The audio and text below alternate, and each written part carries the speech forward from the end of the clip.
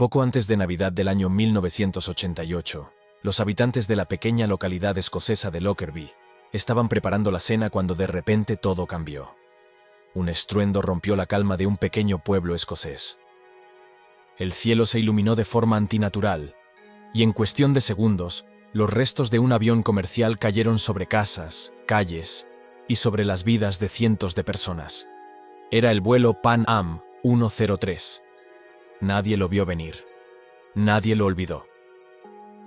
Lo que al principio parecía un accidente aéreo más, trágico pero accidental, pronto se convirtió en uno de los misterios más oscuros de la aviación moderna. Las piezas no encajaban, los informes se contradecían, y los silencios, tanto oficiales como extraoficiales, hablaban más que los comunicados de prensa. ¿Fue realmente un atentado terrorista? ¿O había algo más detrás?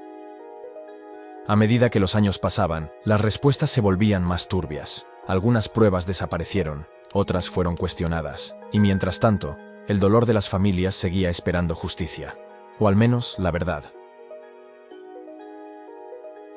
Esta es la historia del vuelo Pan Am 103. El desastre aéreo de Lockerbie que dejó al descubierto una red de secretos, silencios y errores, que décadas después todavía inquieta. 21 de diciembre de 1988. En el aeropuerto de Heathrow, Londres, la terminal de Pan Am bullía de actividad. Era pleno invierno. Las luces navideñas decoraban las salas, y cientos de pasajeros se preparaban para volar a casa o reunirse con sus seres queridos en Estados Unidos. Poco antes de las 6 de la tarde, el vuelo Pan Am 103 iniciaba el embarque. Este vuelo, operado por un imponente Boeing 747-121, con matrícula N739PA, bautizado como Clipper Made of the Seas, cubriría la ruta Londres-Nueva York, con una escala técnica prevista en Frankfurt. El avión fue el 15º de su tipo construido. Realizó su primer vuelo el 25 de enero de 1970, marcando un hito en la historia de la aviación. Fue entregado a Pan Am el 15 de febrero del 70, poco después de que la aerolínea pusiera en servicio su primer Boeing 747, el cual comenzó a operar un mes antes. Hasta ese momento, la aeronave había acumulado unas 33.000 horas de vuelo y alrededor de 9.500 ciclos de despegue y aterrizaje. El avión estaba equipado con 4 motores turbofan Pratt & Whitney JT9D.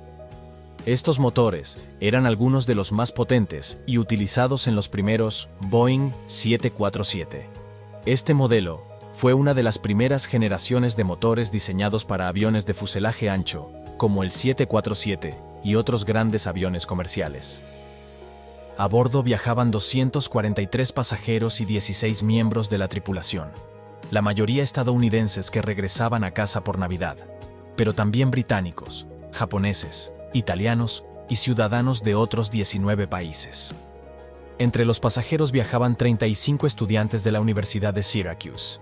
También se encontraba Bernd Carlson, comisionado de las Naciones Unidas para Namibia, quien asistiría a la firma de los acuerdos de Nueva York al día siguiente en la sede de la ONU. A bordo también se encontraba James Fuller, director ejecutivo de Volkswagen of America, y Lou Marengo, director de marketing de Volkswagen, quienes regresaban de una reunión en Alemania. También viajaban el regatista olímpico irlandés Peter Dix, el músico de rock Paul Jeffries y su esposa Rachel, el biólogo molecular el Dr. Irving Seigel y Jonathan White, contador e hijo del actor David White, conocido por su papel en Bewitched. Además, en el vuelo iban funcionarios del gobierno de Estados Unidos, como los agentes del Servicio de Seguridad Diplomática Daniel Emmett O'Connor y Ronald Albert Lariviere. Matthew Gannon, subjefe de la CIA en Beirut, Líbano, ocupaba el asiento 14J en la cabina de clase ejecutiva. También viajaba un grupo estadounidense de especialistas en inteligencia. No lo sabían aún, pero este avión llevaba en su bodega una bomba que había sido colocada cuidadosamente dentro de una maleta. Había sido facturada en Malta, transferida en Frankfurt y cargada en el vuelo sin pasar por un control de rayos X en Londres. El capitán del vuelo era James Bruce McQuarrie, un veterano piloto de 55 años que llevaba en Pan Am desde 1964. Contaba con casi 11.000 horas de vuelo, de las cuales 4.100 fueron a bordo del 747. Antes de unirse a la aerolínea, Había servido 3 años en la Armada de los Estados Unidos y 5 años en la Guardia Nacional Aérea de Massachusetts. En la cabina, le acompañaba el primer oficial Raymond Wagner, de 52 años, piloto de Pan Am desde 1966. Contaba con una experiencia acumulada de casi 12.000 horas de vuelo, 5.500 de ellas en el Boeing 747. Previamente había servido durante 8 años en la Guardia Nacional Aérea de Nueva Jersey. Junto a ellos, en la cabina, se encontraba el ingeniero de vuelo Jerry Abritt, de 46 años de edad. Después de 13 años con National Airlines, se unió a Pan Am en 1980, acumulando más de 8.000 horas de vuelo, de las cuales casi 500 fueron en el Boeing 747. La tripulación de cabina estaba compuesta por profesionales experimentados, varios de ellos con más de una década de servicio. Tras completar el embarque, alrededor de las 18 horas 4 minutos, la torre autorizó el pushback desde la puerta K-14 de la Terminal 3. La aeronave inició el rodaje hacia la pista 27R. A las 18:25, el vuelo 103 despegaba desde Heathrow y ponía rumbo oeste, hacia el Océano Atlántico. El avión ascendió sin incidentes, y en la cabina reinaba la tranquilidad. Pero lo que nadie sabía es que, en apenas 38 minutos, el cielo sobre Escocia se convertiría en una trampa mortal. A las 18 horas 56 minutos, el vuelo Pan Am 103 se encontraba a 31.000 pies de altitud, siguiendo la aerovía Amber 1, una ruta aérea habitual entre Europa y Estados Unidos. El avión estaba sobre la región de Dumfries y Galloway, en el sur de Escocia. En la cabina de mando, todo era rutina. La tripulación había recibido la última autorización del Control de Tráfico Aéreo de Londres para continuar hacia el Atlántico. Pero en cuestión de segundos, la calma se rompería con violencia. A las 19 horas 2 minutos, el radar de tráfico aéreo perdió el contacto con el vuelo 103. No había llamadas de emergencia, ni avisos por radio, ni señales de advertencia. Simplemente, el avión desapareció del radar. En el aire, lo que había ocurrido era algo catastrófico. Una bomba oculta en una maleta explotó en la bodega de carga delantera. La explosión fue pequeña en términos militares, pero devastadora para una aeronave presurizada a gran altitud. La detonación abrió un agujero en el costado del avión, justo en el lado izquierdo del fuselaje, debilitando la estructura crítica. El fuselaje se partió en pleno vuelo, rompiéndose en varias secciones que cayeron desde más de 9.000 metros. La sección delantera, incluyendo la cabina de mando, se desprendió casi de inmediato. Los pilotos fallecieron al instante. Los pasajeros y la tripulación restante quedaron a merced de un descenso incontrolable y brutal, en medio del aire helado a temperaturas de menos 50 grados centígrados. Unos segundos antes, debajo, en la pequeña localidad escocesa de Lockerbie, la vida cotidiana se desarrollaba con normalidad. Algunos vecinos cenaban, otros se relajaban viendo la televisión. Nadie sospechaba que, en menos de un minuto, una de las mayores tragedias aéreas de Europa iba a caer literalmente del cielo. A las 19 horas 3 minutos, una enorme explosión sacudió la zona residencial de Sherwood Crescent. La parte principal del fuselaje del avión, aún con combustible en sus depósitos, impactó contra el suelo y provocó una enorme bola de fuego que arrasó varias viviendas. Otras partes del avión se esparcieron por los alrededores, sembrando el caos y la confusión. En ese momento, los servicios de emergencia recibieron las primeras llamadas. Ha habido una explosión. Parece un avión. Hay casas en llamas. Nadie entendía lo que había pasado. Algunos pensaban que había explotado una refinería. Otros hablaban de un misil o incluso de un accidente nuclear. Lo que sí estaba claro era que el horror había llegado a Lockerbie.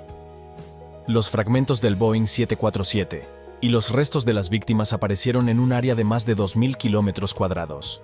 Algunos restos fueron hallados incluso semanas después en campos, tejados y jardines.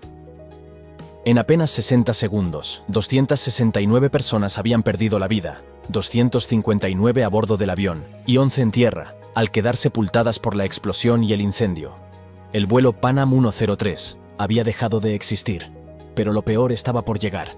¿Cómo pudo ocurrir algo así? ¿Quién lo hizo? ¿Y por qué? Lockerbie había quedado sumida en el caos. Las llamas seguían ardiendo en Sherwood Crescent, mientras los servicios de emergencia, completamente desbordados, intentaban comprender la magnitud del desastre. Las autoridades británicas comprendieron rápidamente que no se trataba de un simple accidente aéreo.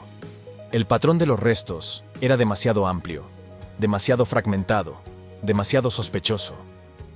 La cabina del avión, que se había separado del resto del fuselaje en el aire, fue localizada en una zona alejada del lugar de impacto principal. Partes de la bodega de carga fueron halladas a kilómetros de distancia, lo que indicaba que la aeronave se había desintegrado en vuelo, y no al chocar contra el suelo. Los investigadores del AAIB, el organismo británico encargado de los accidentes aéreos, llegaron en cuestión de horas. A medida que examinaban los restos, comenzaron a surgir las primeras preguntas. ¿Una fatiga estructural? ¿Un fallo mecánico? ¿O algo más? A la mañana siguiente, los medios ya hablaban de una tragedia sin precedentes. La prensa británica abría sus portadas con titulares como «Terror en el cielo» y «Tragedia sobre Escocia». Las familias de los pasajeros comenzaron a recibir llamadas devastadoras. Algunas se enteraron por televisión, otras por teléfono. El horror se extendió por ambos lados del Atlántico. En el aeropuerto JFK, familiares que esperaban la llegada del vuelo 103 entraron en estado de shock. Las pantallas de llegadas pasaron del mensaje «On time» a «Cancelled». Agentes de Pan Am informaron a los presentes con la mayor delicadeza posible. El llanto llenó la terminal. La mayoría no podía creer lo que oía. Los servicios secretos británicos y estadounidenses también empezaron a moverse. El contexto político del momento no era precisamente estable. En 1988, el mundo seguía bajo la sombra de la Guerra Fría. El terrorismo internacional era una amenaza creciente. Pocos meses antes, un hecho había tensado aún más las relaciones entre Estados Unidos y Oriente Medio. El derribo del vuelo Iran Air 655, por parte de un buque de guerra estadounidense en el Golfo Pérsico, en el que murieron 290 civiles. Aquel incidente, aunque accidental según el gobierno de Estados Unidos, había generado una oleada de indignación en Irán y en el mundo árabe. Algunos empezaron a preguntarse si el atentado de Lockerbie podía ser un acto de represalia. Mientras tanto, los investigadores continuaban peinando los campos escoceses. Cada fragmento del fuselaje, cada trozo de equipaje, cada cuerpo recuperado era documentado meticulosamente. Entre los restos calcinados de la bodega delantera, los técnicos de la AAIB hallaron algo extraño: marcas de hollín concentradas, restos de una onda de choque, fragmentos metálicos deformados hacia afuera. Todo apuntaba en una dirección: una explosión interna. El 21 de diciembre de 1988 ya no se consideraba un accidente aéreo. Se había convertido en una investigación criminal, un atentado terrorista. A medida que los días avanzaban, el rompecabezas de Lockerbie empezaba a encajar. Pero lo que las autoridades estaban descubriendo no era un fallo técnico ni un error humano. Era algo mucho más siniestro. Los restos del avión estaban siendo trasladados a un enorme hangar en la base aérea de Farnborough, donde ingenieros y expertos en explosivos del Air Accidents Investigation Branch y de Scotland Yard trabajaban contrarreloj. Querían reconstruir, pieza a pieza, el Boeing 747 de Pan Am. Como si se tratara de un enorme puzzle metálico, las partes del fuselaje se iban ensamblando para entender qué había ocurrido. Y fue allí, entre los restos de la bodega de carga delantera, donde encontraron lo que cambiaría el rumbo de la investigación. Fragmentos de una radio portátil Toshiba, quemada, retorcida, y con signos claros de haber contenido explosivos. Pero había más. Dentro de esa radio, oculta entre los circuitos, los investigadores localizaron restos de un temporizador sofisticado y trazas de Semtex, un potente explosivo plástico de fabricación checoslovaca, ampliamente utilizado por grupos terroristas en la década de los 80. La bomba había sido colocada dentro de la radio, y esta, a su vez, estaba escondida en una maleta sin etiqueta. Una maleta que nadie había facturado personalmente en Frankfurt, donde el vuelo 103 había hecho escala. Se trataba de equipaje interlínea, maletas que cambian de avión sin que sus dueños estén presentes, y esa maleta sospechosa, según los registros, había sido introducida en el vuelo 103, sin haber pasado por los controles habituales de seguridad. El mundo ya tenía una certeza: el vuelo 103 de Pan Am había sido destruido por una bomba, y la pregunta más urgente era: ¿quién la había colocado allí? Las sospechas iniciales apuntaron a Irán, motivadas por el derribo del vuelo 655, unos meses antes. Los servicios de inteligencia británicos y estadounidenses empezaron a seguir la pista de grupos radicales con conexiones en Líbano, Siria e Irán. Uno de los nombres que apareció fue el del grupo palestino, Frente Popular para la Liberación de Palestina, Comando General, liderado por Ahmed Jibril, conocido por sus vínculos con Siria y por haber ejecutado atentados con maletas bomba en el pasado. Pero las pistas no encajaban del todo. Fue entonces cuando, gracias a una combinación de trabajo de campo, análisis forenses e inteligencia compartida, los investigadores se centraron en otra pista: Libia. En concreto, dos ciudadanos libios con conexiones con los servicios secretos del régimen de Muammar el-Gaddafi, Abdelbasset al-Megrahi y Lamin Khalifa Fhimah. Ambos trabajaban para Libyan Arab Airlines y habían operado en el aeropuerto de La Valeta, en Malta. Allí, según los nuevos hallazgos, se habría introducido la maleta con la bomba, que después viajó en vuelos de conexión hasta acabar en el compartimento de carga del Pan Am 103. La investigación estaba lejos de terminar, pero una cosa ya era segura: Lockerbie había sido un acto premeditado, ejecutado con precisión quirúrgica y con intenciones letales, el atentado más mortal en suelo británico hasta la fecha. Durante meses, los servicios de inteligencia de Reino Unido y Estados Unidos trabajaron en silencio, cruzando testimonios, registros de equipaje y llamadas interceptadas. Poco a poco, el cerco se fue estrechando. La maleta con la bomba, según los investigadores, había sido introducida en el vuelo KM-180 de Air Malta, con destino a Frankfurt. Desde allí, había sido transferida al vuelo de Pan Am, con destino a Nueva York. Lo más inquietante era que nadie facturó esa maleta en Malta. No había pasajero asignado. Era un equipaje fantasma, y su presencia en el sistema de carga indicaba que alguien con acceso al aeropuerto había manipulado el proceso. Todas las miradas apuntaban a los dos hombres antes mencionados: Abdelbasset al-Megrahi, agente de inteligencia libio, y Lamin Khalifa Fhimah, que en aquel entonces trabajaba como jefe de estación para Libyan Arab Airlines en el aeropuerto de Lucca, en Malta. Los investigadores sostuvieron que Fhimah había usado sus credenciales para introducir la maleta con la bomba en el vuelo hacia Frankfurt.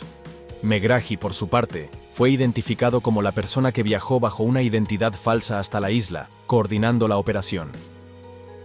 El temporizador usado en la bomba, un modelo MST-13, acabó siendo clave. Solo se habían fabricado unos pocos, y varios habían sido entregados por un fabricante suizo al régimen libio años atrás. Las conexiones eran cada vez más claras. En noviembre de 1991, tras años de presión política, el fiscal general de Escocia y el Departamento de Justicia de Estados Unidos emitieron cargos formales contra ambos ciudadanos libios, acusándolos del asesinato de las 270 personas que murieron en Lockerbie. Pero había un problema enorme. Libia no tenía tratado de extradición con ninguno de los dos países. Gaddafi, desafiando a Occidente, se negó a entregar a los acusados. Insistió en que Libia no tenía nada que ver con el atentado y denunció una campaña política para aislar a su país. La tensión internacional se disparó. Finalmente, en 1999, bajo una presión internacional insoportable, Gaddafi accedió a entregar a los dos acusados, pero puso una condición: el juicio debía celebrarse en un país neutral. Así se pactó que el proceso se llevaría a cabo en Países Bajos, bajo la ley escocesa, en una base aérea convertida en tribunal, especialmente acondicionada para el caso.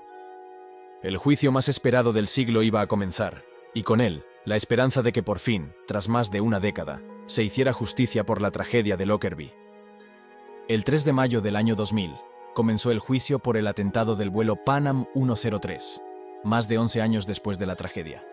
Se celebró en un entorno único, la base aérea de Camp Zeist, en los Países Bajos, convertida en tribunal escocés temporal para permitir un juicio justo y aceptado por todas las partes. Allí, la atención se centró no solo en los acusados, sino también en las pruebas técnicas y forenses que sostenían la acusación. Entre las piezas clave del proceso, estaba el fragmento de un temporizador MST-13, hallado entre los restos del fuselaje. Los expertos lo identificaron como el tipo exacto de temporizador utilizado en anteriores atentados, vinculados a servicios secretos libios. Otra de las pruebas técnicas que se presentó fue la reconstrucción de la explosión a partir de los fragmentos del fuselaje. En un hangar de la base aérea de Farnborough, ingenieros de la AIB reconstruyeron parte del Boeing 747, pieza por pieza. Esta minuciosa tarea permitió identificar el contenedor de equipaje AVE 4041PA, situado en la bodega delantera, como el punto de origen de la explosión. Allí fue donde se localizaron los restos de la radio Toshiba, distorsionada por el calor y la onda expansiva. En su interior, los peritos hallaron componentes del temporizador, cables eléctricos y restos de Semtex, el explosivo utilizado. El análisis del patrón de daño en el fuselaje reveló un agujero de unos 50 centímetros en el lateral izquierdo, generado por la explosión. Esa abertura provocó una descompresión inmediata de la cabina, lo que desencadenó la ruptura estructural del avión en pleno vuelo. Durante el juicio, también se analizó la cadena de custodia del equipaje. Los fiscales sostuvieron que la maleta con la bomba fue introducida en Malta, transferida a Frankfurt en el vuelo KM 180 de Air Malta, y luego cargada en el vuelo 103, sin pasar controles de rayos X en Londres. Se presentaron documentos de facturación y registros informáticos del sistema de equipaje de Frankfurt como partir de restos dispersos por los campos escoceses. Aunque la condena de Abdel Basset al-Megrahi en 2001 marcó un hito judicial, el caso del vuelo Pan Am 103 siguió generando controversia, especialmente entre profesionales del derecho, periodistas de investigación y expertos en seguridad aérea. Algunas de las pruebas clave presentadas en el juicio comenzaron a ser cuestionadas, no solo por su contenido, sino por cómo fueron obtenidas y tratadas. Uno de los elementos más discutidos fue el famoso temporizador MST-13. El fragmento fue hallado entre los restos del avión, parcialmente quemado pero aún identificable.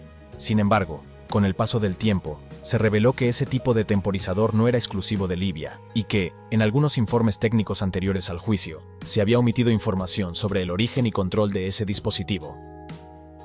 También se generaron dudas sobre el testimonio de un comerciante maltés que identificó a Megrahi como comprador de la ropa encontrada en la maleta bomba. Aunque este aspecto no es técnico, sí tuvo un peso determinante en la interpretación forense del contenido del equipaje. En el plano aeronáutico, algunos expertos independientes comenzaron a cuestionar la forma en que se reconstruyó la trayectoria de la maleta sospechosa. Los registros del sistema de equipaje de Frankfurt, por ejemplo, no estaban completos. No había confirmación directa de que la maleta bomba hubiese pasado por Malta, y la ruta exacta que siguió el equipaje en tránsito seguía teniendo puntos ciegos. A pesar de esto, la teoría oficial de una maleta facturada en Malta se mantuvo como eje central de la acusación. Además, se criticó que algunas pruebas forenses, como la radio Toshiba o la ropa de la maleta, fueran halladas días o incluso semanas después del atentado, en zonas ampliamente expuestas al público y al deterioro ambiental. Megrahi fue el único condenado en un atentado que, por su complejidad, difícilmente pudo haber sido ejecutado por una sola persona. Esto deja abiertas muchas preguntas operativas que no fueron abordadas en detalle. ¿Quién manipuló físicamente el equipaje? ¿Qué sistemas fallaron para permitir que una maleta sin dueño subiera a bordo? ¿Hubo errores humanos, negligencias o una combinación de ambas? El atentado del vuelo Pan Am 103 no solo fue un desastre humano, fue también un punto de inflexión para la industria de la aviación civil. Antes de Lockerbie, la seguridad aérea internacional ya incluía protocolos de control de equipaje, pero el sistema tenía vulnerabilidades evidentes, especialmente en lo relacionado con equipaje interlínea y maletas no acompañadas. Lockerbie expuso esas grietas con brutal claridad. Una de las lecciones más inmediatas fue la necesidad de vincular cada pieza de equipaje con un pasajero a bordo. La bomba que destruyó el vuelo Pan Am 103 fue introducida a través de una maleta no acompañada por ningún pasajero en ningún tramo del viaje. En aquel entonces, el cruce de equipajes entre vuelos no exigía una verificación rigurosa si la maleta procedía de otra compañía aérea. Tras el atentado, las autoridades comenzaron a aplicar con fuerza la norma de no passenger, no bag. Si un pasajero no embarca, su equipaje debe ser automáticamente retirado del avión. Otra debilidad quedó al descubierto. Los sistemas de inspección de equipaje no estaban preparados para detectar explosivos ocultos en objetos cotidianos. La bomba de Lockerbie fue escondida dentro de una radio portátil Toshiba, un objeto común, sin componentes visibles a simple vista que levantaran sospechas. Esto impulsó el desarrollo y despliegue global de equipos de rayos X más avanzados, sistemas automatizados de detección de trazas de explosivos, y técnicas de perfilado de equipaje basadas en algoritmos de comportamiento y origen del vuelo. El proceso de reconstrucción del Boeing 747 en Farnborough, a partir de miles de fragmentos dispersos, marcó un antes y un después en la investigación de siniestros. Las agencias comenzaron a invertir en protocolos de documentación digital de restos, etiquetado estandarizado y almacenamiento seguro de pruebas. Además, el caso demostró la importancia de la cooperación internacional entre cuerpos de investigación aeronáutica, inteligencia y policía técnica. La coordinación entre el AAIB británico, el NTSB estadounidense, Scotland Yard e incluso agencias europeas fue fundamental para reconstruir los hechos. Aunque el atentado no reveló fallos estructurales en el diseño del Boeing 747, generó preguntas sobre la resistencia de las bodegas presurizadas. Esto llevó a revisar el refuerzo de compartimentos de carga y la instalación de materiales ignífugos y retardantes de explosión en zonas críticas. También se impulsó la mejora de puertas antiexplosión y el uso de contenedores reforzados, especialmente para vuelos de largo alcance. Lockerbie no solo cambió leyes o protocolos, cambió la mentalidad de toda una industria. Ya no bastaba con asumir que un atentado era improbable, había que demostrar que era imposible. Y desde entonces, cada maleta, cada objeto, cada vuelo, es revisado con una lección clara: la seguridad aérea no puede tener fisuras. Un Boeing 747, con 524 personas a bordo, está fuera de control en los cielos de Japón. Las alarmas suenan en la cabina mientras los pilotos luchan desesperadamente por controlar un avión que parece tener vida propia. Las máscaras de oxígeno caen del techo y los pasajeros, aterrorizados, envían mensajes de despedida a sus seres queridos. Nadie sabe lo que ha ocurrido, pero la aeronave descontrolada se encuentra en una situación crítica. ¿Podrán los pilotos llevar a salvo el avión de vuelta al aeropuerto? Esta es la historia del vuelo Japan Airlines 123. 12 de agosto de 1985. Aeropuerto Internacional de Haneda, Tokio. 509 pasajeros y 15 miembros de la tripulación abordaron un Boeing 747 de Japan Airlines en el aeropuerto Haneda de Tokio. Su destino era Osaka, un vuelo de una duración aproximada de 1 hora en dirección suroeste. Esta ruta era una de las más concurridas de Japón, con miles de personas realizando este mismo trayecto diariamente. Ese día, el vuelo 123 iba completamente lleno, ya que coincidía con el inicio de la festividad japonesa de Obon, y muchos pasajeros regresaban a sus ciudades de origen para reunirse con sus familias.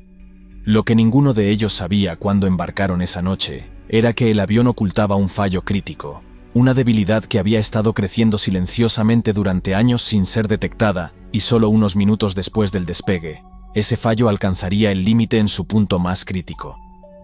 La aeronave era un Boeing 747SR, de 11 años de antigüedad. Fue fabricada en 1974 y entregada a Japan Airlines el mismo año. Hasta este momento, el avión había acumulado más de 25.000 horas de vuelo.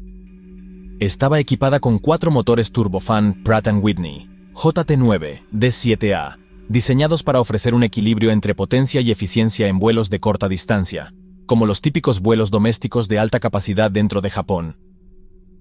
En el asiento del capitán se encontraba Yutaka Sasaki, de 39 años, quien hasta entonces había sido primer oficial. En este vuelo, él actuaría como capitán bajo la supervisión del capitán titular.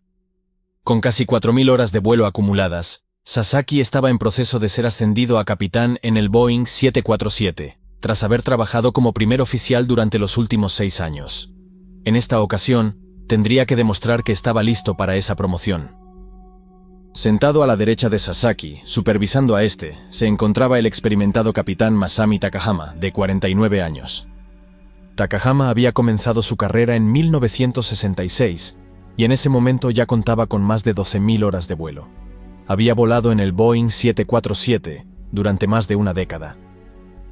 En la parte trasera de los pilotos, en la estación del ingeniero de vuelo, se encontraba Hiroshi Fukuda, de 46 años. Tenía cerca de 10.000 horas de vuelo acumuladas a lo largo de su carrera, de las cuales casi 4.000 las había obtenido en el 747. Ese mismo día, Fukuda ya había volado 2 veces antes de unirse a este tercer vuelo, mientras que los otros 2 pilotos se sumaron al equipo tras el relevo de la tripulación anterior. Con una tripulación tan experimentada, todo parecía bajo control. Los pasajeros no podían estar en mejores manos, pero lo que enfrentarían ese día era algo para lo que la tripulación nunca había sido entrenada. A las 5 de la tarde y 6 minutos, el vuelo 123 se alejó de la puerta de embarque en Tokio. Era una tarde calurosa de verano, y las tormentas habían azotado el país durante todo el día. Para evitarlas, los pilotos decidieron volar un poco más al sur de la ruta habitual, sobre el mar. Este vuelo sería muy corto, de hecho, tan pronto como alcanzaran su altitud de crucero de 24.000 pies, 7 kilómetros y medio, comenzarían a descender de nuevo. A las 6:12 de la tarde, el primer oficial Sasaki alineó el avión con la pista y aplicó la potencia para el despegue. En pocos momentos, el gigantesco Boeing 747, con sus 524 pasajeros y tripulación a bordo, estaba en el aire. El vuelo 123 sobrevoló la bahía de Tokio, realizando un lento giro hacia la derecha rumbo a Osaka. Los primeros minutos transcurrieron sin problemas. A medida que el avión ascendía, comenzó el proceso de presurización. El aire, tomado de los motores, entraba en la cabina, aumentando la presión dentro del avión en comparación con la presión exterior. Mientras el avión subía y el aire exterior se volvía menos denso, la diferencia de presión crecía. La delgada capa de aluminio que formaba la estructura del avión se expandía ligeramente debido a la presión interna, pero esto era algo normal en todos los vuelos. Este ciclo de presurización y despresurización era algo rutinario para esta aeronave, que, en sus 11 años de servicio, había pasado por este proceso más de 12.000 veces sin inconvenientes. El ingeniero de vuelo monitorizaba la presión de la cabina mientras el avión ascendía, asegurándose de que el aire se mantuviera respirable para los pasajeros. Lo que nadie en ese vuelo sabía era que el mamparo en la parte trasera del avión, una estructura en forma de paraguas diseñada para contener el aire presurizado, tenía una debilidad crítica. Unos años antes, el 2 de junio de 1978, este mismo avión, en el vuelo 115 de Japan Airlines, sufrió un incidente al aterrizar en el aeropuerto de Osaka. Mientras realizaba una aproximación con instrumentos a la pista de aterrizaje, el avión rebotó fuertemente en el primer contacto con la pista. En un intento por corregirlo, el piloto levantó demasiado el morro de la aeronave, lo que causó un fuerte impacto de cola durante el segundo intento de aterrizaje. En este caso, no hubo víctimas mortales, pero varios pasajeros resultaron heridos. Lo crítico en este caso fue que el golpe de cola provocó una grieta en el mamparo de presión trasero. El daño fue tan grave que la aeronave quedó fuera de servicio para realizar reparaciones extensas. Los técnicos de Boeing realizaron las reparaciones necesarias y el avión volvió a operar. Sin embargo, las reparaciones no se habían realizado correctamente y quedaron pequeñas grietas en el mamparo que se iban ampliando lentamente. En el momento del incidente, la aeronave había acumulado 8.800 horas de vuelo. En este momento, tras más de 12.000 vuelos desde aquel incidente, mientras el avión volaba a gran altitud sobre el Pacífico, esa catástrofe oculta estaba a punto de revelarse. Las grietas en el mamparo cedieron, y el aire presurizado dentro de la cabina salió hacia el exterior a través del agujero que se acababa de abrir en la parte trasera del avión. En ese momento, el caos se desató a bordo, cuando el aire que mantenía la cabina a salvo empezó a escapar violentamente por el agujero de la parte trasera del avión. La explosión de presión arrancó una gran parte de la cola del avión, incluyendo el timón, la unidad de potencia auxiliar, APU, y varios sistemas cruciales de control.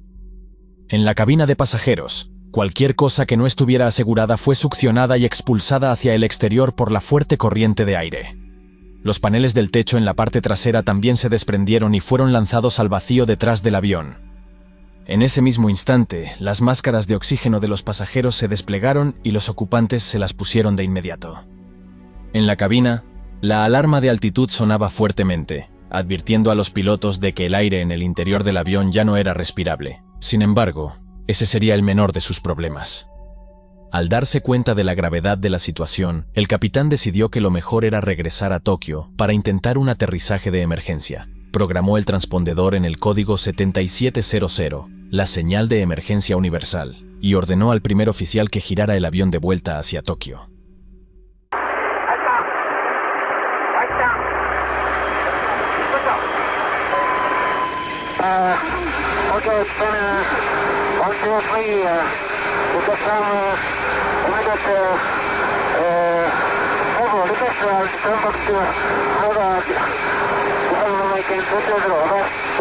Roger, approve, Roger, requested. Roger, you want right or left arm? Right heading 090, red vector to Oshima. Cuando el avión intentó girar a la derecha, comenzó a inclinarse bruscamente. A pesar de los esfuerzos del primer oficial, no logró nivelar las alas.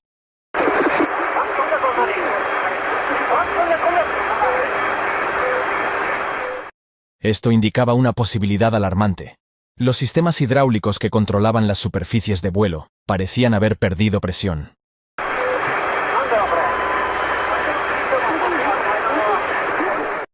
El ingeniero de vuelo, observando los indicadores, vio con horror cómo la presión en todos los sistemas hidráulicos caía rápidamente. Los controles del avión se volvieron completamente inoperables en cuestión de segundos, dejando a la tripulación sin posibilidad de controlar el vuelo de manera efectiva. El capitán le preguntó al ingeniero de vuelo si realmente era cierto que la presión hidráulica había caído a cero.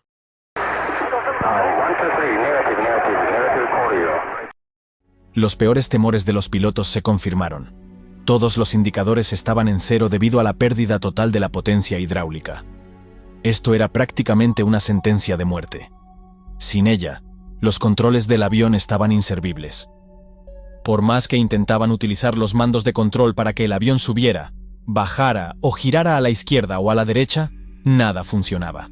Además, el timón de la aleta de cola, que estaba en las peores condiciones, se había desprendido por completo del avión. Los pilotos habían perdido el control por completo del avión. Esencialmente, iban sentados en él como si fueran pasajeros de su propio avión. El controlador ofreció vectores de radar para guiar a la tripulación de vuelta. El control de tráfico aéreo intentaba ayudar, pero la situación era extremadamente complicada.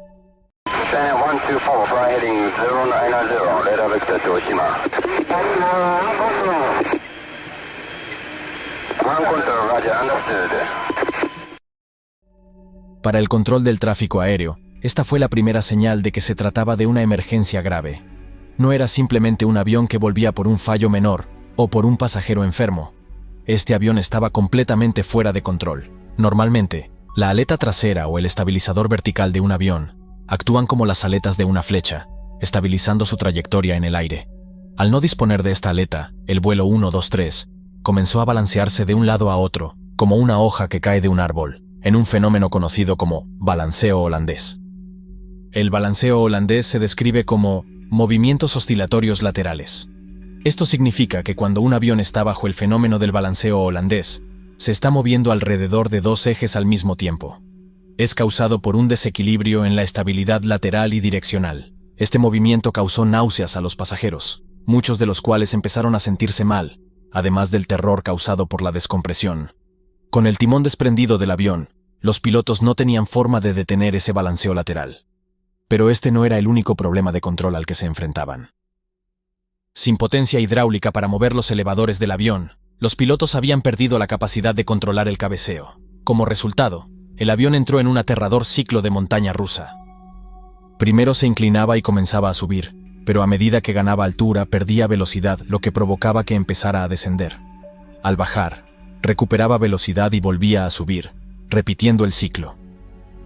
Este movimiento, conocido como fugoide, continuaba sin cesar, con el avión ganando y perdiendo miles de pies en cada ciclo. Para los pasajeros, aquello era como una pesadilla. El avión, en sentido literal, estaba fuera de control. Muchos pasajeros empezaron a escribir notas a sus seres queridos. Las asistentes de vuelo corrían por la cabina, instruyendo a los pasajeros sobre cómo usar las máscaras de oxígeno, mientras se detenían de vez en cuando para respirar de las pocas máscaras de repuesto que colgaban del techo. Esta imagen fue tomada por uno de los pasajeros a bordo, mostrando el caos en la cabina. En ella, se puede ver a una azafata tomando oxígeno de una de las máscaras de repuesto. Sorprendentemente, en la cabina, los pilotos aún no se habían puesto las máscaras de oxígeno. Estaban tan concentrados en intentar recuperar el control del avión que ni siquiera se habían parado a pensarlo. Pero ahora la hipoxia empezaba a manifestarse. La hipoxia se presenta cuando no llega suficiente oxígeno al cerebro, provocando falta de atención, desaciertos, pérdida de memoria y disminución en la coordinación motriz. A 24.000 pies de altitud, 38 kilómetros y medio, solo hay aproximadamente un tercio del oxígeno del disponible en tierra. El enfoque del piloto se estaba reduciendo y su capacidad para pensar de manera crítica se deterioraba rápidamente. Durante los siguientes minutos, la conversación entre los miembros de la tripulación se fue volviendo cada vez más escasa.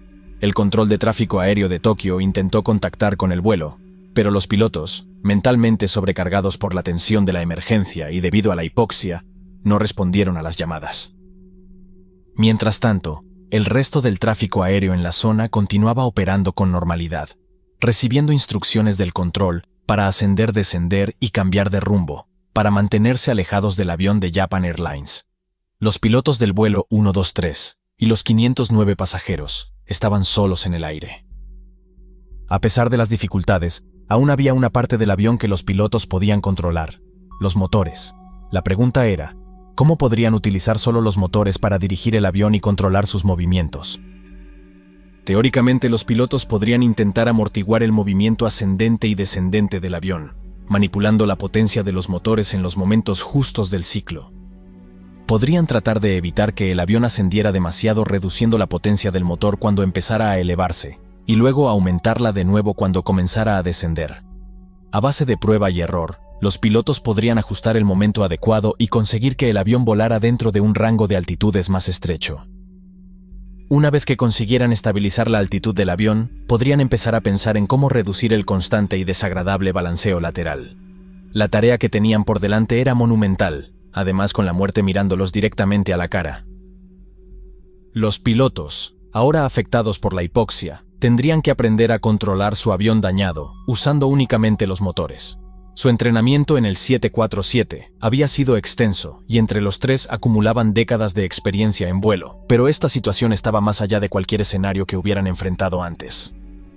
Cuando los pilotos comenzaron a probar esta nueva forma de controlar el avión, el control de tráfico aéreo de Tokio intervino con algunas opciones. Your position 72 miles to Nagoya. Yeah, can you run to Nagoya?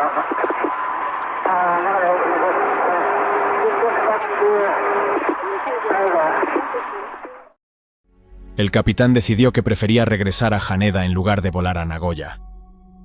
A pesar de que estaba más cerca, Haneda era más grande y contaba con servicios de emergencia más completos. Si lograban llegar a la pista de aterrizaje en Haneda, el accidente sería más controlado que un aterrizaje de emergencia en otro lugar. Sabía que necesitaría toda la ayuda posible para salvar a los 509 pasajeros a bordo. El controlador pudo notar el estrés en la voz del capitán y para aliviar su carga de trabajo, le dijo que podía hablar en japonés a partir de ese momento.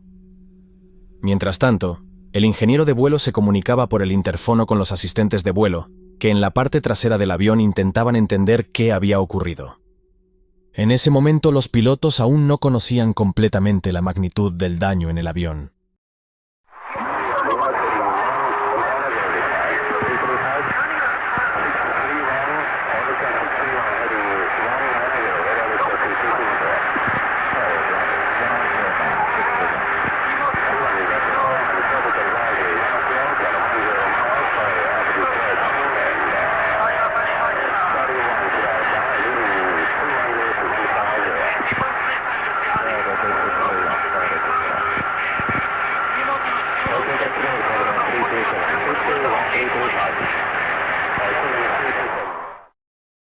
La azafata le comunicó al ingeniero de vuelo que la parte trasera del avión había sufrido daños y que un compartimento de equipaje se había derrumbado. Él transmitió esta información a los pilotos y también les indicó que todos los pasajeros llevaban puestas sus máscaras de oxígeno. Sin embargo, los dos pilotos no respondieron en ese momento, ya que estaban bajo los efectos de la hipoxia y estaban tan abrumados por sus intentos desesperados de controlar el avión que no podían procesar lo que él les estaba diciendo. Su situación habría sido crítica incluso sin la hipoxia, pero con ella era aún más grave. El cerebro humano representa solo el 2% del peso corporal, pero utiliza el 20% del oxígeno que consumimos. La parte del cerebro más sensible a la reducción de oxígeno es la corteza, esa fina capa de células que recubre su superficie. El cerebro es responsable de funciones superiores como la resolución de problemas y la ejecución de tareas complejas, es decir, justo las habilidades que los pilotos más necesitaban en ese momento. El ingeniero de vuelo siguió intentando comunicarse con el capitán, insistiendo para que iniciara un descenso de emergencia.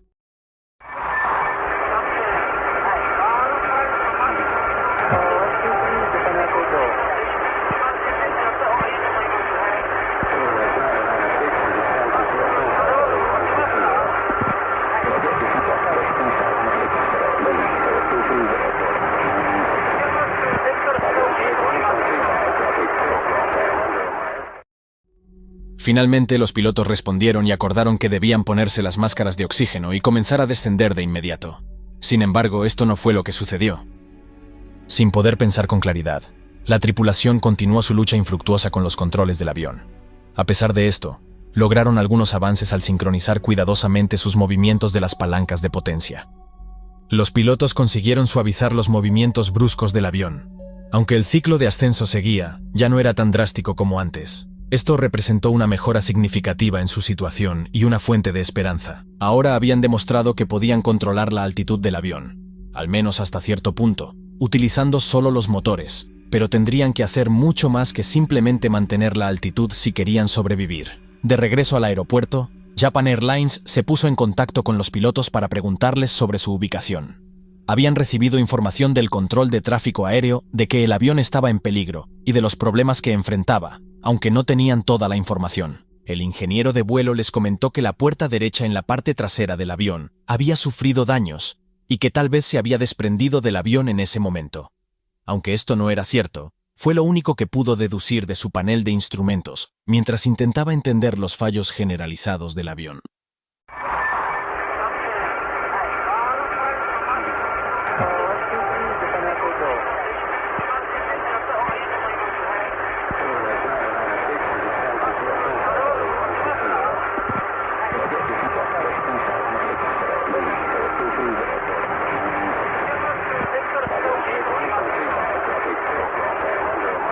Pero en ese momento, el vuelo no estaba en un descenso de emergencia. De hecho, no había descendido nada en absoluto.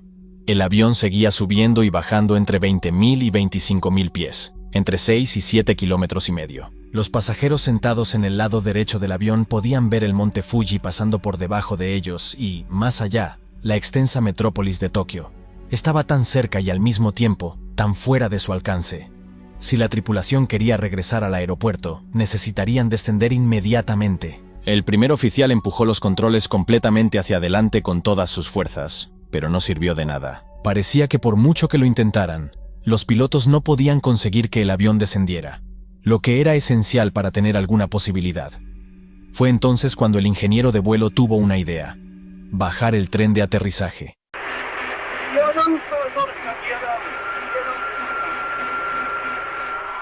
Era una buena idea. Esta acción ralentizaría el avión, lo que les ayudaría a descender. Aunque fue poco ortodoxo, todo lo demás en este vuelo también lo fue, excepto el comportamiento del capitán. No pensaba que fuera posible bajar el tren de aterrizaje sin energía hidráulica. Todos los controles del avión, excepto las palancas de empuje de los motores, se habían convertido en meras decoraciones en la cabina. Sin embargo, todavía había una forma en la que la tripulación podía bajar el tren de aterrizaje. En el Boeing 747, como en la mayoría de los aviones, es posible bajar el tren simplemente dejándolo caer bajo su propio peso, sin necesidad de energía hidráulica. El ingeniero de vuelo sugirió al capitán usar este método.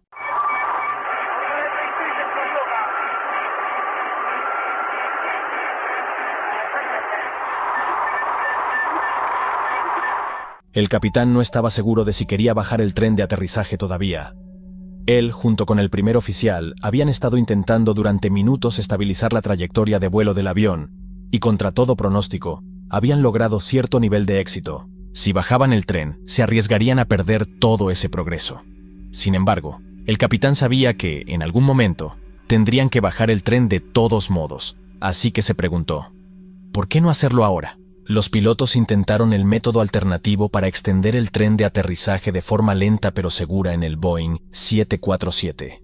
El enorme tren de aterrizaje comenzó a descender unos momentos después. Se quedó abajo y bloqueado en su lugar, pero los resultados fueron mixtos. Por un lado, los movimientos hacia arriba y hacia abajo del avión habían disminuido un poco, pero el cabeceo se había vuelto más intenso. Independientemente de la situación, los pilotos lograron suavizar el movimiento, pero parecía que solo podían controlar un eje a la vez, ya sea el vertical o el horizontal, pero no ambos simultáneamente. Empezaban a darse cuenta de que su situación podría ser desesperada, pero continuaron luchando.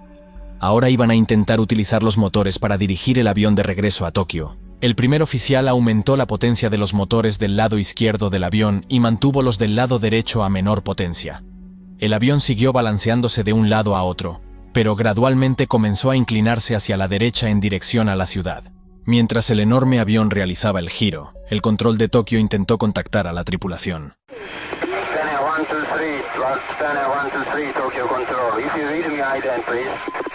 Pero nada de lo que el controlador pudiera decir tenía importancia en ese momento. Al principio en su entrenamiento, a los pilotos se les enseña la frase aviar, navegar, comunicar, que indica el orden de prioridad al volar un avión. Aviar. En el contexto de la aviación se refiere a la acción de asegurar y controlar la aeronave, así como de preparar todo lo necesario para su vuelo. Sin embargo, los pilotos del vuelo 123 apenas pudieron cumplir con la primera de estas tareas. La comunicación con tierra era lo último que tenían en mente. El capitán les dijo a sus compañeros que ignoraran al controlador y que se concentraran en volar. El avión, con la potencia de los motores reducida y el tren de aterrizaje completamente extendido, comenzó a descender por primera vez desde que salió de Tokio. Ahora se encontraba por debajo de los 20.000 pies, 6 kilómetros, y el aire tendría suficiente oxígeno para que los pilotos pudieran respirar. En ese momento, estaban agotados física y mentalmente, y debido a su estado de hipoxia, no pensaron en cambiar las palancas de empuje que estaban generando alta potencia para detener el giro. Cuando empezaron a orientarse hacia Tokio, en lugar de ajustar las palancas, simplemente redujeron el empuje de todos los motores en lugar de aumentar el empuje de los del lado derecho. El giro que habían iniciado con la intención de regresar a Tokio continuó durante todo el trayecto en la cabina. En ese momento, el suministro de oxígeno de los pasajeros estaba comenzando a agotarse. Si los pilotos no lograban llevar el avión a 10.000 pies, 3 kilómetros, pronto ellos también sufrirían hipoxia. Los sorprendidos espectadores en tierra observaban cómo un 747 surcaba el cielo sobre ellos. Algunas personas tomaron fotos del avión, a pesar de la calidad deficiente de estas. En las fotos, la cola faltante era claramente visible. Era obvio, incluso desde tierra, que este avión estaba en grave peligro. Sin embargo, los únicos que podían hacer algo al respecto eran los 3 hombres en la cabina, y ni siquiera ellos lograban apenas mantenerse en pie. Mientras el avión descendía, la cantidad de oxígeno en el aire comenzó a aumentar lentamente. La capacidad mental del piloto volvió a ser un mero reflejo, y la reacción semiconsciente comenzó a ser reemplazada por un pensamiento consciente y deliberado. Por primera vez desde la explosión, la tripulación pudo pensar en la situación en lugar de simplemente reaccionar. A medida que lo hacían, la verdadera gravedad de la situación se hizo evidente para ellos.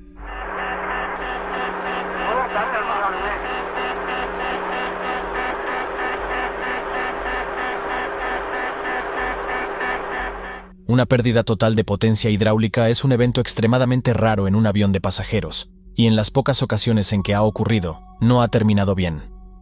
Los pilotos del vuelo 123 eran muy conscientes de esto cuando recuperaron la lucidez a altitudes más bajas. Sin embargo, al mismo tiempo, estaban en mejores condiciones que nunca para retomar el control de su avión, y ya no sufrirían los efectos debilitantes de la hipoxia. Ahora podrían coordinar sus esfuerzos para resolver problemas y trabajar juntos como tripulación. En la cabina de pasajeros, una azafata anunció a los pasajeros que pronto podrían quitarse las máscaras de oxígeno, pero esta misma mejora, una altitud más baja, también traía un nuevo peligro. Justo delante del avión se alzaba una imponente cadena montañosa.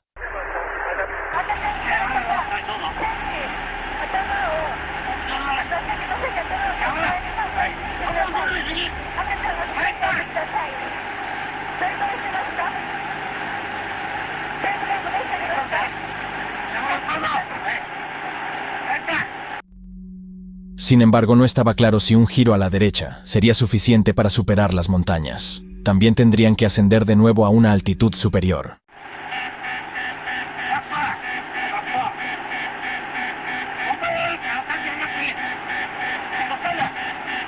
Con todos los motores a máxima potencia, el avión entró en un ascenso tan pronunciado que se arriesgaban a perder velocidad y entrar en pérdida. El capitán le dijo al primer oficial que redujera un poco la potencia para poder seguir ascendiendo sin perder el control. La inclinación era demasiado pronunciada, y debido a su estado gravemente dañado, realizar cambios precisos en la trayectoria de vuelo muy complicado. Controlar el cabeceo del avión solo con la potencia del motor era una técnica increíblemente rudimentaria, pero era la única opción que tenían los pilotos. En tan solo unos segundos el avión había perdido demasiada velocidad. Si continuaba perdiendo aún más, podría entrar en pérdida y caer. El primer oficial empujó la palanca de control completamente hacia adelante, pero eso no tuvo efecto. Después puso los motores casi al ralentí y finalmente el avión comenzó a descender. Sin embargo, el descenso fue demasiado. El gigantesco avión, que ahora volaba a solo 9.000 pies, casi 3 kilómetros, entró en una aterradora caída en picada.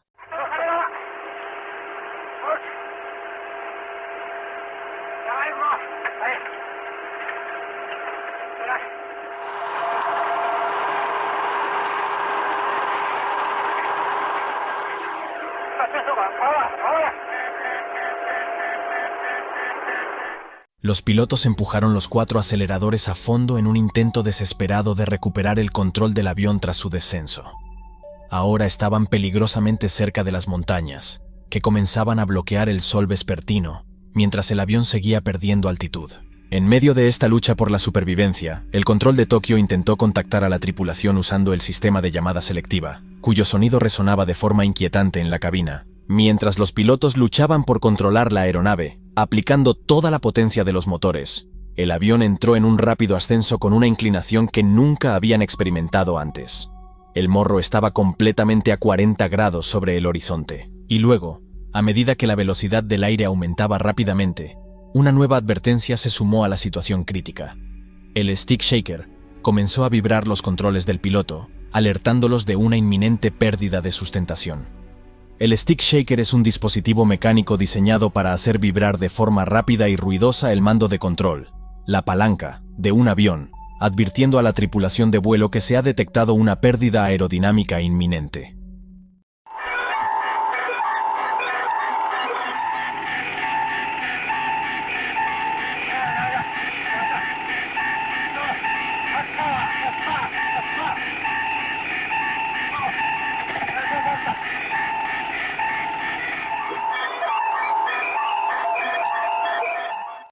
Una vez más, el avión entró en una espantosa caída.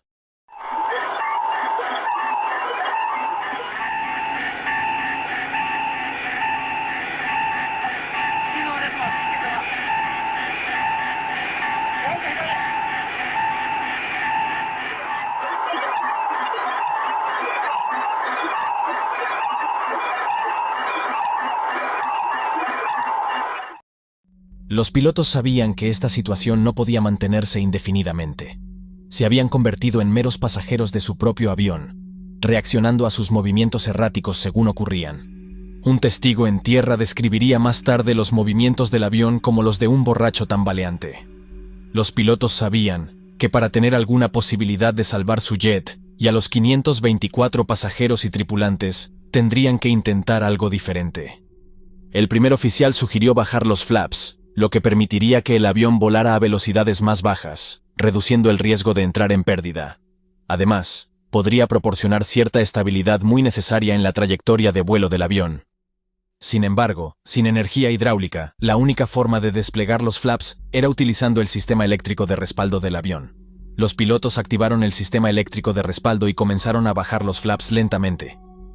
Impulsados por el sistema eléctrico, en lugar del mucho más potente sistema hidráulico, los flaps empezaron a desplegarse de manera gradual.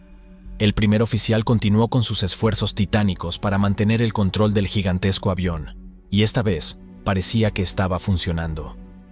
Al sincronizar cuidadosamente los movimientos de las palancas de empuje, logró detener los movimientos bruscos del avión. Por primera vez desde el inicio de la emergencia, el avión volaba casi nivelado. La tripulación ahora estaba completamente coordinada, con sus mentes despejadas tras superar la hipoxia. Esta era su oportunidad, debían regresar. Los pilotos se comunicaron con el control de aproximación de Tokio, pero estaban tan desorientados por los violentos movimientos del avión que habían perdido totalmente la noción de su ubicación, la distancia a Tokio y la dirección en la que tendrían que volar para regresar. El ingeniero de vuelo le preguntó al controlador aéreo: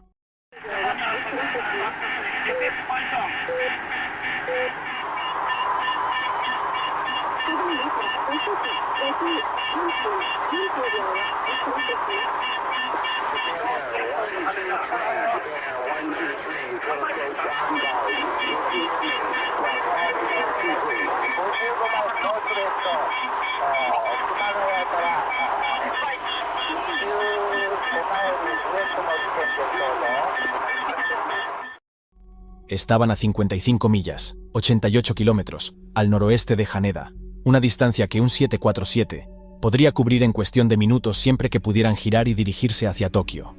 Había una posibilidad de que pudieran regresar, y con la nueva estabilidad del avión esto empezaba a parecer factible.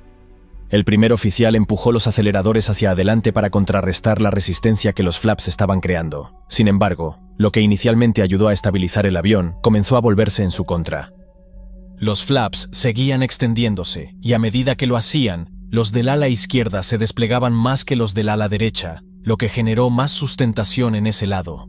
Esto provocó que el ala izquierda se levantara, poniendo al avión en un giro gradual hacia la derecha.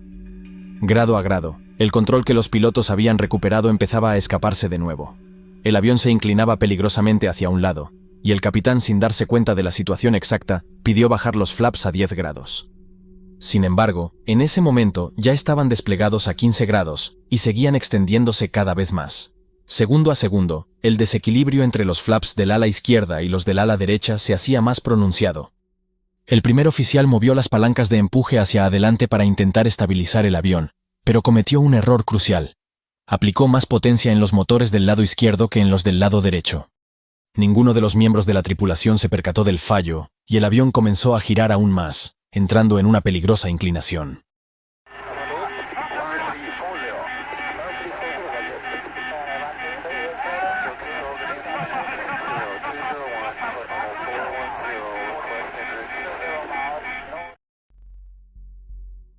El avión se encontraba ahora de costado y dirigiéndose rápidamente hacia las montañas. Volaban a muy baja altitud y apenas había margen para recuperar el control. El avión descendía a más de 18.000 pies por minuto, 329 kilómetros por hora, 10 veces la velocidad normal de bajada. Instintivamente, los pilotos tiraron de los controles con todas sus fuerzas, pero ya era demasiado tarde. La punta del ala derecha y su motor más externo chocaron contra una cresta de montaña y se desprendieron del avión, que giró sobre su parte superior y se precipitó hacia la ladera a cientos de kilómetros por hora, estallando en una enorme bola de fuego. Los controladores de tráfico aéreo, que observaron la escena con impotencia, intentaron contactar con los pilotos, pero no obtuvieron respuesta alguna cuando el avión desapareció de las pantallas de radar. Un minuto después, sus peores temores se confirmaron cuando un avión militar japonés informó haber visto una gran explosión de fuego en las montañas de Nagano.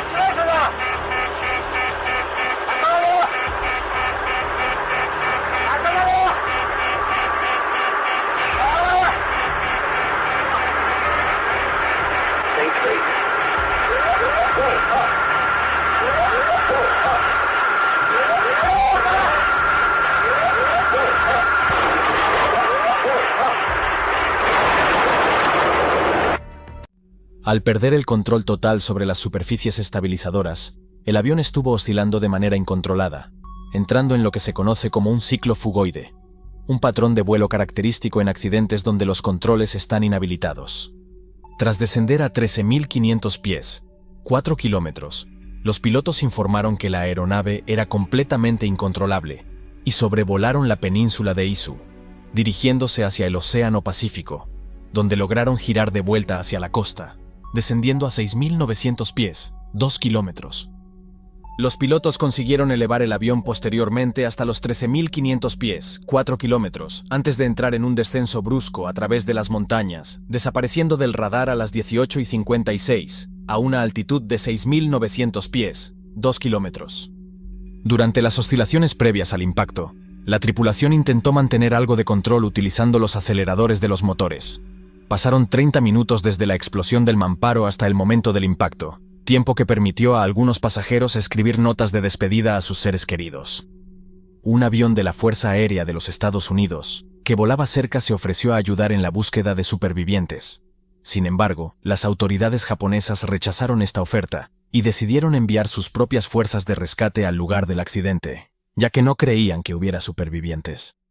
Los equipos de rescate japoneses no llegaron al lugar del accidente hasta el amanecer de la mañana siguiente, habiendo pasado ya 12 horas completas desde el impacto.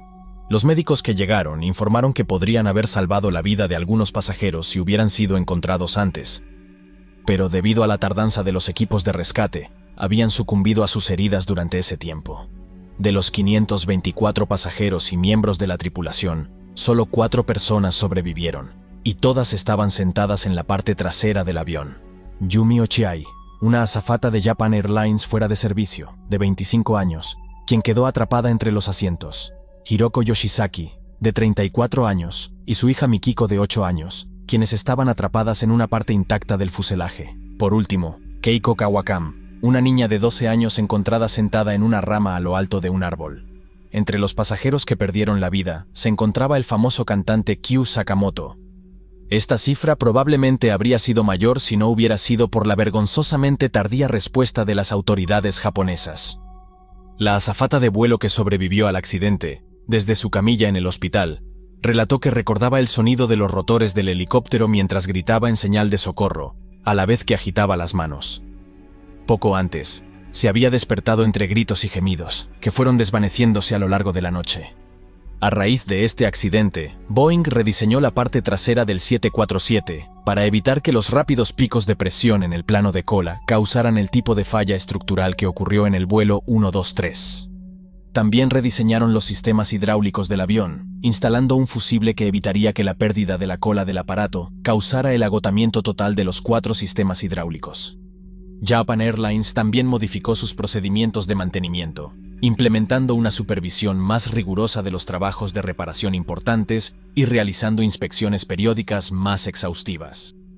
La imagen pública de la aerolínea sufrió un duro golpe tras el accidente, con una caída de más de 1/3 en las reservas en todo el país durante las semanas siguientes. El vuelo 123 sigue siendo, hasta la fecha, el peor accidente aéreo del mundo.